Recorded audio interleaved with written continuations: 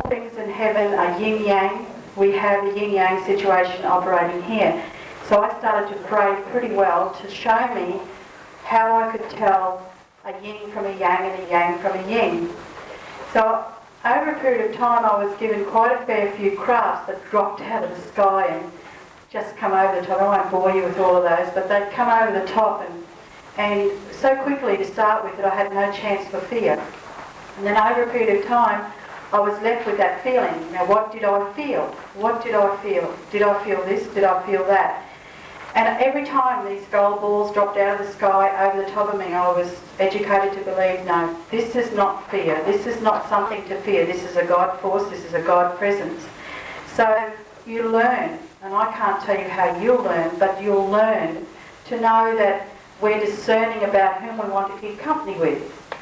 And I just prefer to keep company with some people rather than others, no different than all of you who prefer to keep company with each other or not so. It's no different there. So you learn very quickly who the God force are, who you want to keep company with, and who you wish to have talk to you or visit you. The one that I told you about that came in a... I like it because Wayne Pixton was sleeping with me that night, and Wayne was the one who actually awoke me to see what I saw to tell me about John. And it was after that that I became deaf. Totally deaf. Let's take a look at this for a moment. I don't understand what happened that night, because you whipped over so doggone quickly that I didn't understand it, and Wayne's involved, which makes it more suspicious. But I was unconscious, so I didn't know, I just woke. Wayne woke. he woke, which helped me wake, and standing beside my bed, and when you sort of say this, there's like, you have to take in the fact that there are many variables in this, so I give you plenty of license to doubt all of it. Beside my bed was a being that I had seen before in previous lifetime. Were you awake? Oh, I was awake and busting for a pee. Was he awake? He was awake. He was busting for a pee. You were awake? He didn't see the being. I just went back to sleep. Unfortunately, this is not the first time this has happened to him enough. And the being was beside my bed, and I described this being to John, who at some point in his time he affirmed a recognition in a sense. And these beings are blue-eyed folk that I've met a few times in my life, who spend a lot of time telling us all of the sorts of things in a language that I understand that John's telling you about. Did they wear blue clothing, seamless? A total outfit that's a bluey, goldy, iridescent colour. That's the only thing that I can tell you, and it looks like a jumpsuit suit gone wrong. With no seams? No seams. They fit. They fit. Blonde hair? Blue Blue eyes? blonde-haired, blue-eyed people. Okay, continue on. Now, one was standing by your bed. Yeah. Being... I'll take you back to being the sort of person that I am. I had been studying the energies. I'll go back and tell you the story. Have you got time? Yeah. No, you obviously have. I've been studying the energies of Jenny Edgley's place, and I've decided some of them were not for me. That was for my thing. I'm talking about earth energies. I'm talking about ley lines.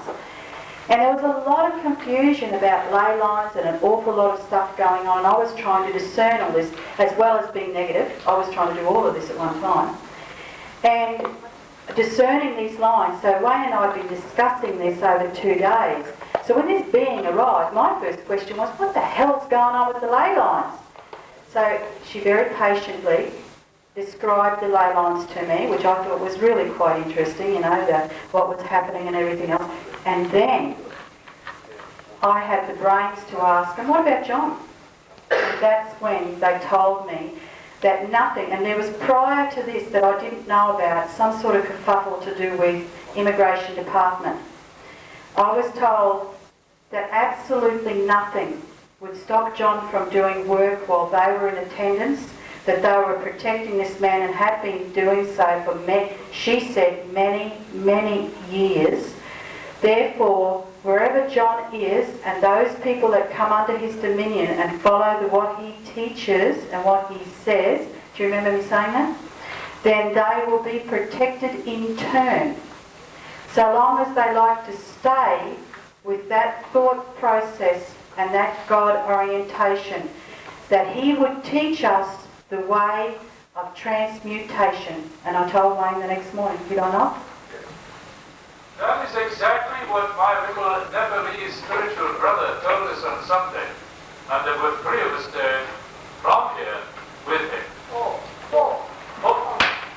4 of us. I mean, including myself. Thank you. Now, there are 3 keys. Are you there? Everything working? Now you mark this down.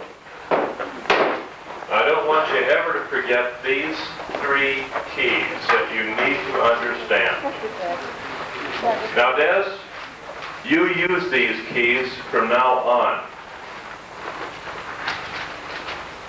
If a person comes to you in the flesh, out of nowhere, behind your, shall we say, locked doors, and they appear to you as real as Doug is right here and now, you will never insult them by reaching out your hands to shake hands with them.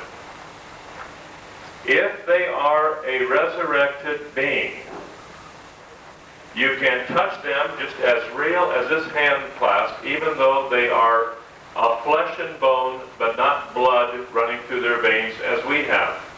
They are an ascended being, and they have the ability to come and go at will. That's the first key. Now, if you can shake hands with them, you know they're real. You better listen to what they have to say. Okay? You better listen. If a person comes to you as real as Doug looks, and I have had this personal experience upon several occasions, and this has made me very spooky and very leery of anything phenomenal, because I've had this experience several times. You reach forth to shake hands and there's nothing there. Nothing but a damp coldness. You can put your hand right through them and there's nothing there, and they look as solid as Doug looks. I have been there, done that. That I've done. That I know. If I were to allow him to be there and not try to shake hands with them, he could tell me anything that I would want to have told to me, and if I believed it, I've had the schnitzel. Okay? In other words, there are devils who can deceive you just as real as this situation. Do you follow me? And they'll tell you whatever they want to tell you, and if you believe it, you're sunk. This is why I don't believe much of anything. Prove all things, and hold fast that which is good, but remember these keys.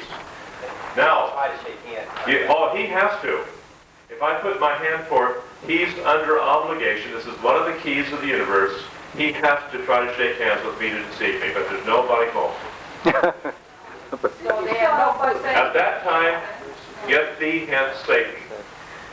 You command them in the name of Jesus Christ to go directly to the light of God and get out of here now. Now, what happens is they don't go back and report. You follow what I'm saying? Yeah. They have to go through the recycling procedure now, because they're no longer earthbound and no longer bound to the astral realm, and you have freed them from bondage, from slavery, from whatever it is. You've done him a favor. You've done him a favor, and you've done him a good favor, because he can't help himself but be bound to the Luciferian hierarchy, which is in the astral realm. You got me? And now, after a while, the armies of darkness are a little bit reluctant to send out their messengers, because they know every time that they show up, they're going to get sent to the light, and that depletes their ranks. And so, John, Yes, sir? to help them, you say, in the name of Jesus Christ of Nazareth, I bid you go to the white light. I command you in the name of Jesus Christ to go directly to the light of God now. Not belligerently, not angrily, but you know where they're coming from.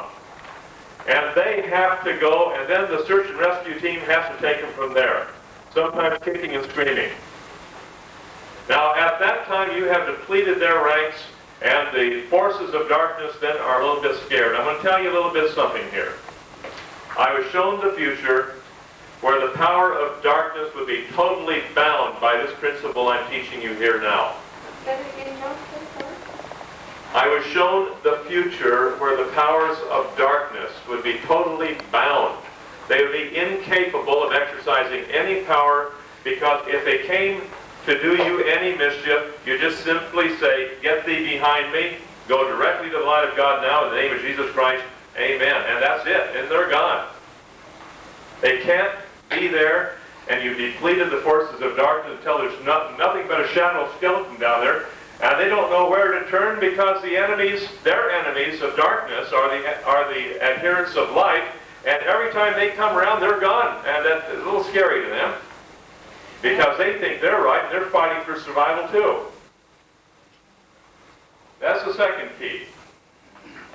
The third key is when a messenger comes to you to give you a story, tell you something that is of value, that you better listen. But you try to shake hands with them, and they will refuse to shake hands. They will deliver their message, and they will go. Now, in all three cases, this is coming from the upper realms, not the astral realms, coming from the hierarchy, so to speak. These are real as we stand here. But the astral realm will be, you'll have a little white light appear over a kind of a dull white light or a golden light appear over in the corner of the room. Pardon me? You might have a little golden light appear in the corner of the room over there. Or you might have a half of a bust appear in the air here. Or you might have a head appear over here on the wall. Or you might have a number of different things, of different phenomena, different natures. They won't deliver any message which is efficacious. There's no value in what they're doing. Yes, sir? You run through 1, 2, and 3 just one more time. Number 1, real. Hey, welcome. What do you got to tell me? Better listen. Better listen. That's the way I do. Case 1. Case 2. Person appears, nobody there. And then I know that this man is sent to deceive me, or the spirit. But they can be a spirit in a body just as solid as you look. I've been there, I know that, I've experienced it. The third one is when they send a messenger, you want to shake hands with them, you always put your hand out to shake them to see if they're real. And if they will refuse to, and push you, say, "Don't touch me." And then they'll deliver their message and they will go. That's the third key. Is their message valid or not? Their message is absolutely valid, because when you push forth the hand, they are the devils, so to speak, have to shake hands with you to deceive you. They have to try to deceive you. But the messenger won't. Those messengers are valid. Now, anything else that comes through can be from the astral realm. Many things, you get appearances of this and appearances of that, one thing or another, and they won't say anything. They won't do anything. Nothing efficacious. Your mother and father will come. They'll talk to you. They'll deliver their message, and they'll go. I had that happen. My father came to me just as big as life one time. He says, "Son, you forgot to do this." And I said, "Dad, I did that." This is after he died. He said, "Son, you didn't do that. I told you to do it, and you didn't do it." I said, "Dad, I did it." He said, "You didn't do it. And that's final. Now go do it." And that's the way my dad talked. And he just kind of gave a little wry smile, which he normally did, and then he left. That's all there was to it. And I went and looked into the matter, and what I knew I had already done, I hadn't. I had to put that little affair in order that my father told me to, and I hadn't done before he passed on. And I was a little surprised at that. Apple doesn't fall far from the tree, does it? Pardon me? I said the apple doesn't fall far from the tree, does it? No.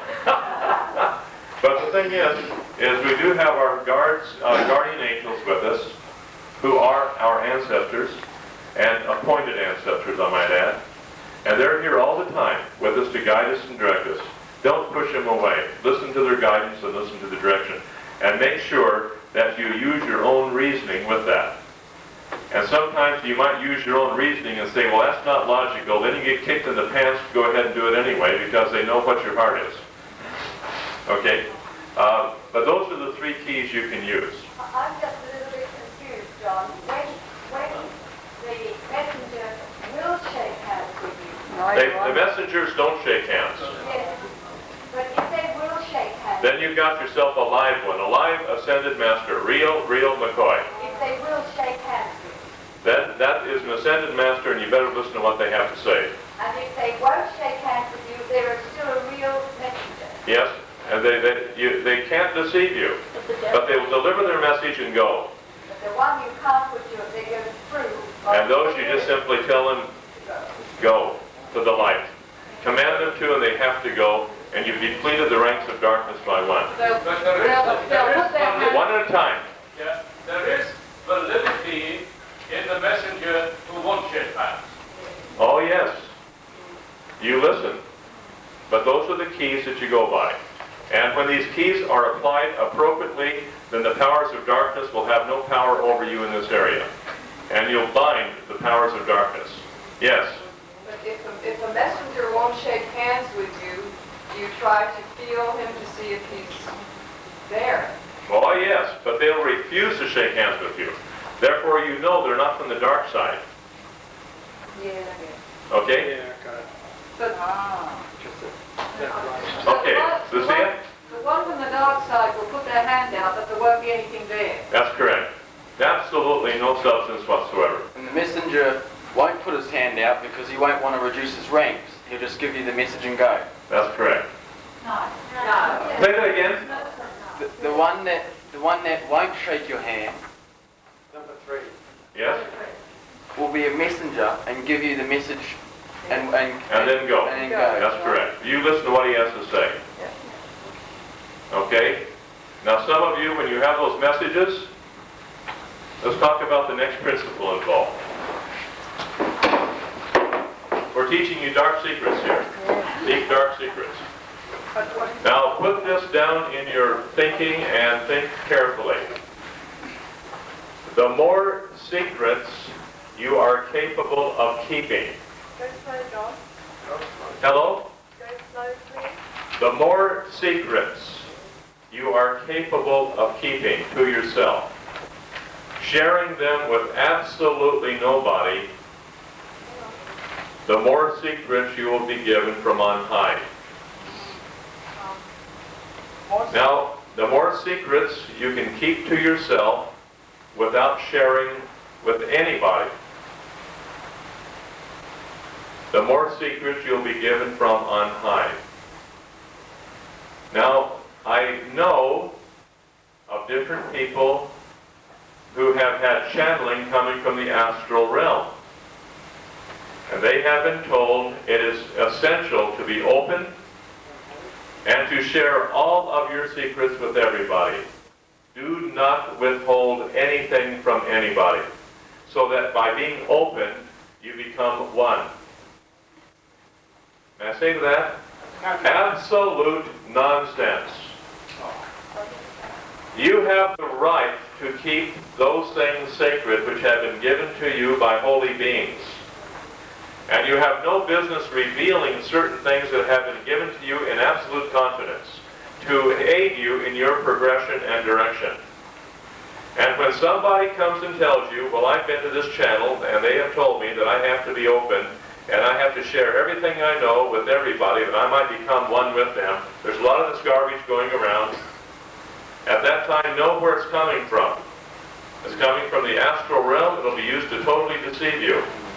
Because I'll tell you this, if you can't keep a secret, you can bet your bottom dollar you're not going to get anybody from upstairs telling you things that you need to know. Okay, Sydney. Now, I asked you last night to give us a rendition of what the astral plane was.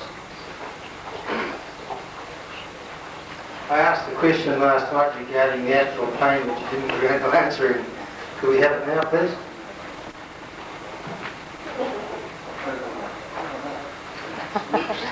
That is a secret. The astral plane is like a gradient scale from one end of a spectrum to the other. At the very lowest level of the astral plane, you have hell. I have visited there once. I was taken to hell and I saw what it was like, where people who had absolutely no control over themselves were locked up in cages so they would not invade other people's spaces, which they intended to do if they had the chance to get out, just like a jail. And there are people there trying to help them, but they could not be helped until they came and asked for help. And they would be in these cages, literally, and would not be able to escape those cages until they were willing to exercise at least some degree of self-control over themselves or have the intent to do so. Now, the moment that these people were able to come out, they had to make a promise that they would try to exercise control over themselves and then go through an educational procedure as to how to exercise control over themselves. Now, let me just upset some of you a little bit, maybe. I saw cages full of homosexuals that had no sexual control over themselves whatsoever. And they were not to be opened up and allowed to be, again, contaminating the earth. I hope you heard my wording. Contaminating the earth with their unusual sexual deviations. I hope you heard my words. That's on tape. And they were there until they had a choice to learn to control themselves and bring themselves into a oneness with the laws of the universe, which is your love, your light, and your perfection. Now, many of them would make a commitment to do so, would come out for a short time and be right back into the cage again, because they weren't willing to exercise self-control over themselves in any manner, shape, or form. I saw people, cages of people who were into masturbation, who had no control. And you have these people with absolutely no control, masturbating 6 or 7 times a day. And are you aware that there are people who do that? 6 or 7 times a day? They have to. They have no control whatsoever. I saw other types of anger situations. I saw fearful situations. I saw weeping and wailing and gnashing of teeth as spoken of in the scriptures. And I saw all this, and until I was so sick of looking at it that I was allowed to be taken back out and shown this is what will happen to people who do not exercise self-discipline over themselves and learn to commit with intent to follow the universal laws, which will bring them to their eventual freedom and free them from the chains of indignity that they have thrust upon themselves by their lack of self-control. This kind of got to me, really. You want to know about the astral realm? It's such a sickening sight that you wish you had never been given the opportunity to see it. Because these souls are crying out in misery because they're chained to the reactive patterns and they have virtually no control. And the only way that they can get out is by asking for help. But most of them don't want the help. At the very lowest levels, you have darkness with a slight reddish, ruddy red color. Kind of a ruddy red color, where you have literally the realms of darkness. And here's where you have your most devilish plotting going on, because darkness seeks to survive as darkness. And their one commitment and their one desire is to destroy the light. And they have control over matter. But before the spirits can have any control over matter, they have to have some human being give themselves over to a trance-like state. Hear me? Give themselves over in some sort of a trance-like state where the ectoplasm of that body can be used to bring about a physical activity upon the earth plane. Because in and of themselves they have no power except some deceived human being has given up their energy pattern to do this. I had a very good friend of mine by the name of Bob Gordon. He was tested by Duke University by Dr. Ryan himself, and he was classified as the world's finest materializing medium. And Bob was trained under Danny Bray, who was one of the last of the great kahunas in Hawaii. Now, Bob and I spent many hours together. He was such a delightful man, fully trained in all the black arts. Okay? But Bob was still a lovely man. And I wanted to learn from him on why he did what he did. He said, "John, I have no control anymore. When I first started out, I trained myself to go into trance and seances. And the spirits would take over my body and they would then talk through me. But now what they do is in just an hour or so of seance, he says they use up all my energies over which I have no control. And in just a couple of hours of seance, it's like I have been working steadily for 8 hours, or pardon me, 8 days with no sleep. And he comes out with huge, sunken black bags under his eyes. And it takes him days to recover from it.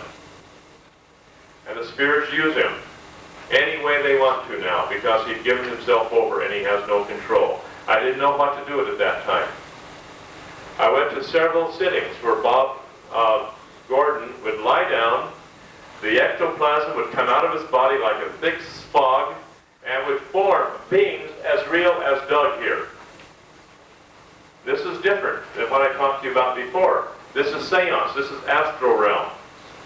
And they would tell you stories and tell you truth in order to hook you in so that you would have power, you would have control, you would have this and you would have that.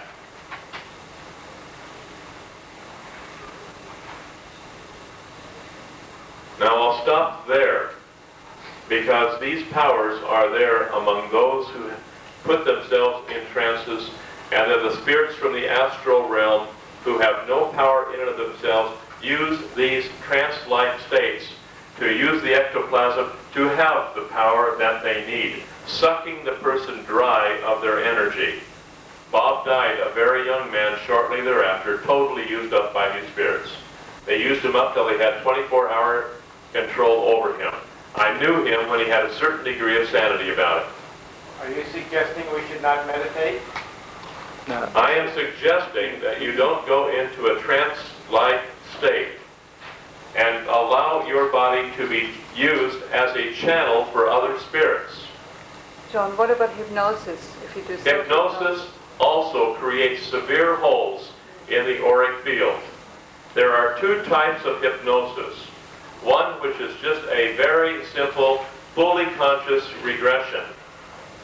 And the other type of hypnosis is where you put yourself into a trance, totally in control of the hypnotist. Now, how do I know a little bit about that? Because I was trained as a hypnotist. I used to perform for New Year's Eve parties, put people in total trances where they had no memory over it. And you could give them post-hypnotic suggestions and have them do whatever you wanted them to do. And when I found out what I was doing, my golly, I thought of myself, what have I done? When I really realized what I was doing, and I backed off from that as fast as you can back off from anything, swearing I'll never use that again, I'll never do any more hypnosis, I'll never do this again, and I felt very, very sorry to this day that I have ever allowed myself to get trained in this type of technique, because it was funny. Okay, you follow me?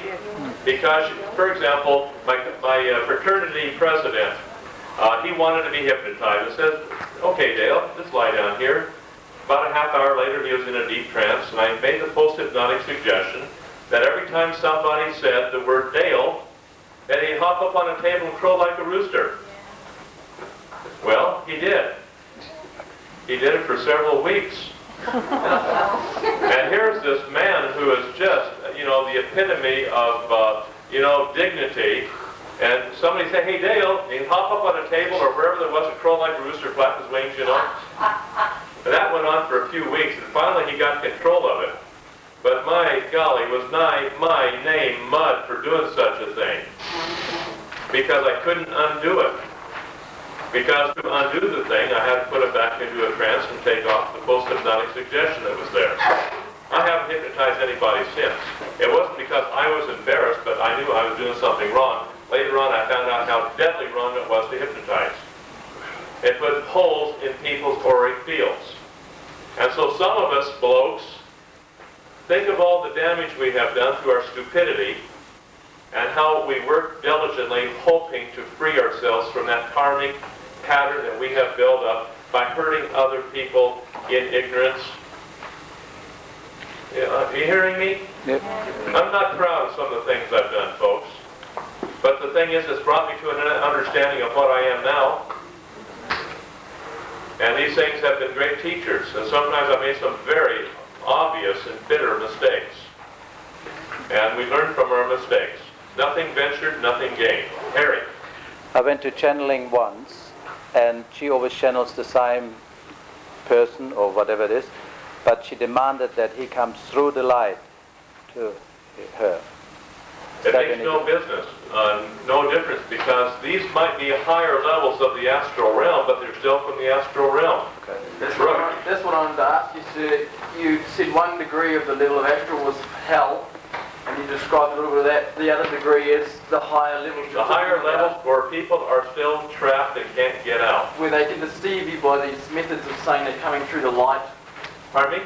Where they're of a higher level, where they can deceive you by saying they're coming through the light and so on. And they have a certain degree of honor, knowledge, and integrity, and they'll give you, say, 99% truth. Because they cannot give you more than what they've got. Okay? I think we have your hand up, Paul, first. John, I wanted to ask you a question about entities, and some people die and that entity is still within their body. That is correct. Now when the soul leaves the body and goes back into the system for the next process, is the entity, do you know if the entity is still connected to that soul and brought into the next body, or what happens there? Depends upon what the karmic relationship is. But here's what happens to many of the entities. They're first of all given a chance to go to what they would like to have as the highest level. But the people at that highest level, they don't feel comfortable there. And so they drop down a level. And they don't feel comfortable there. And they drop down to the next level. And they continue dropping down from level to level until they can find a space where they feel comfortable. Now, a lot of people say, okay, look, I'm at this level now, but I want to go up to this level. I want to really rise in my life and become somebody, to where I can learn these things. They'll go up maybe 3 or 4 levels, and they're right back down to where they were again in a few weeks because they can't stand it there. All of us seek out our own level. Do you hear me? Seek out our own level. We're given the opportunity to go as high as we can, but we always are happy with where we end up. Now, if you read the works of the inspired man Emanuel Swedenborg, if you get his works, do not bypass this information. It is absolutely valid. Emanuel Swedenborg in his day was one of the most noted, shall I use the word, not psychic, inspired men of his age. And his writings are without flaw, because these are the things, many of the things he was shown this in what took place to man between worlds. Yes, Paul? What was his last name? Swedenborg. He was very prominent in the northern part, I think he came from Sweden, and Swedenborg, and he's one of the most brilliant men in his day, and one of the most misunderstood because of his simple clarity of and understanding and explanation of the Bible. You read that work and it flows, and it's the most beautiful stuff you've ever seen in your life. Okay, It's on the reading list? it's not on the reading list, no sir. Emanuel Swedenborg, you can get his entire works. Just check in at the local bookstore. What I'd like to say is that apropos of what John was saying before we went on the dissertation on the astral realm. I was called to task by my teacher on the other plane. He gave me tremendous instruction on various metaphysical matters in which I was playing around with in complete ignorance at the time. And he said to me, apropos of what John is saying, cast not pearls before swine.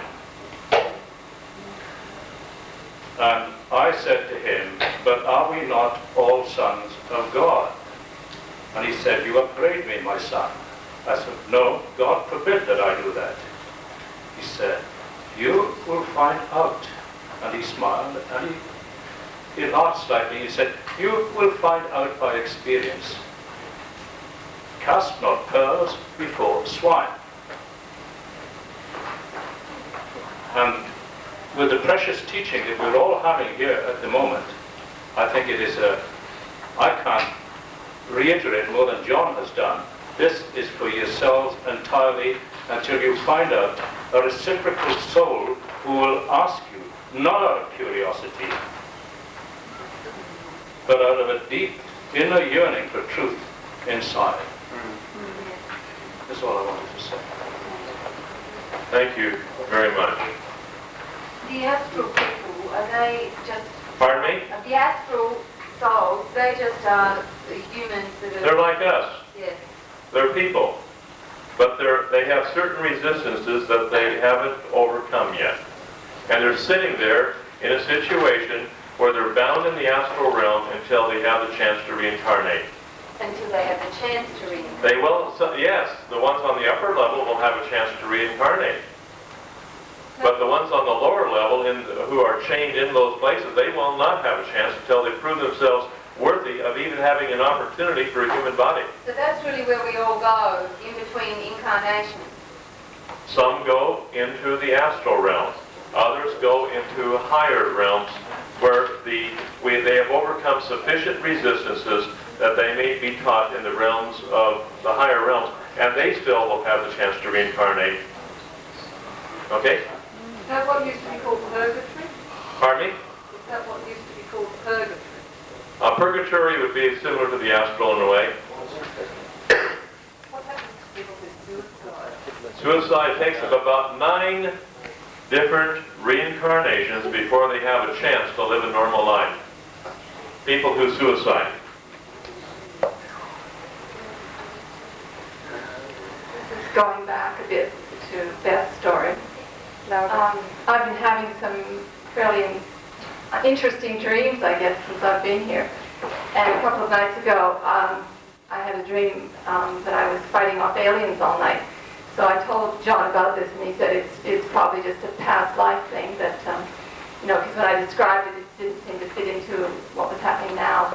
But there was an aspect of that I did want to share with you, because I think it's very important, and that was, in my dream, I was quite able to defend my family from anybody that came. They had this sort of a light that they were grabbing people with. It was a triangular-shaped light. And what I merely had to do to defend myself and my family was to center myself. Those of you in martial arts will know that just centering. And what that meant to me was just finding my power within myself. And I think I'm just sharing that with you because I think it is important that we all have to find our power within ourselves, and also invoke the light and the ascended masters as well. Thank you. Now I'm going to ask you, Steve. You wiggled your little finger a little while ago. I thought you wanted to talk to us. Is that correct? Yes. I want you to come up and tell us how it is. After that, Doug, you have the floor. Excuse me. We'll have Steve first. We'll have Carol second. Then we'll have Doug. Speak slowly, Steve.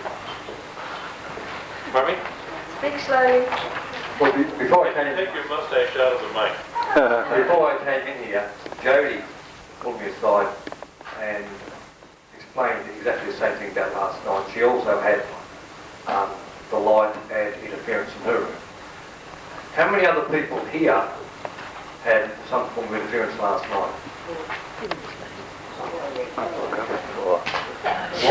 While we're here, I want you to understand that when you're working with bodies and you're working with other forces and you're taking forces out of bodies, they are going to come and try to stop you from doing what you're doing.